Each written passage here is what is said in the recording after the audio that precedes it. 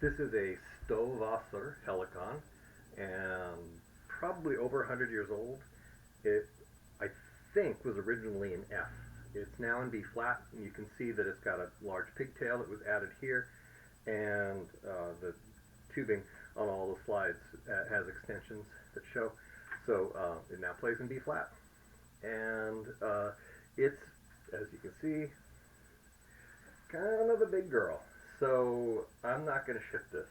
If you want it, you can drive to Ellensburg, or pay me to drive to Seattle or Tri-Cities. But I'm not. Yeah, I got it shipped to me in a mattress box, and it sustained some damage at the time. So yeah, it goes in the back of a car or the back of a pickup truck. What else can I tell you about it? Valves work great. They have clock spring mechanism, and all of the clock springs are working okay. One of the little screws here is missing, and the nice thing about that is these are a standard size, modern size. The original ones, I had no idea what size they were. From what I could tell, they were probably hand cut and unique to this horn. So this is something you can pick up at a hardware store. Let's see. Has one water key. Sorry, it's kind of full there.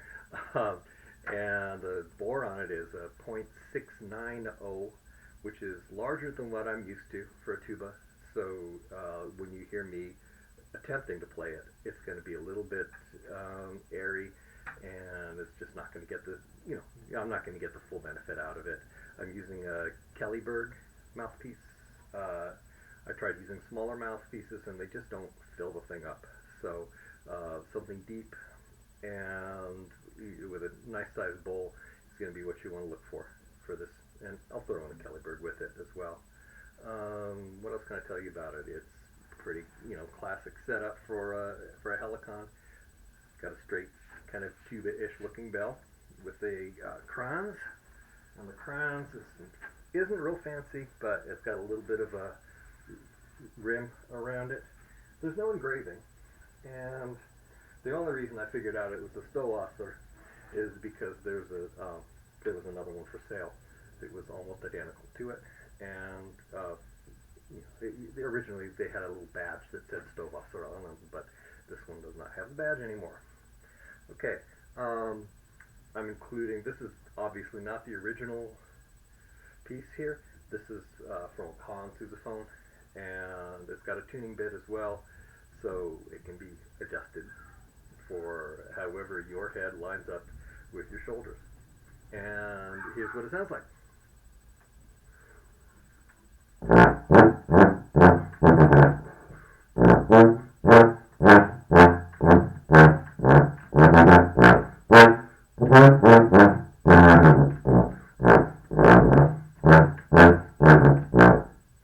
And like I said, the valves are just fine.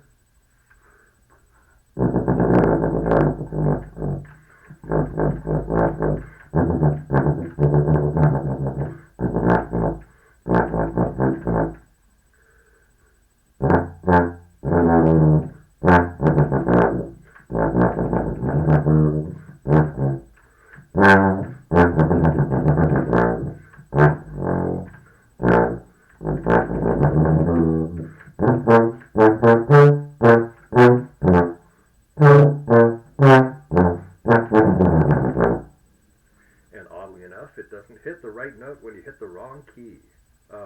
Anyway, that's the horn.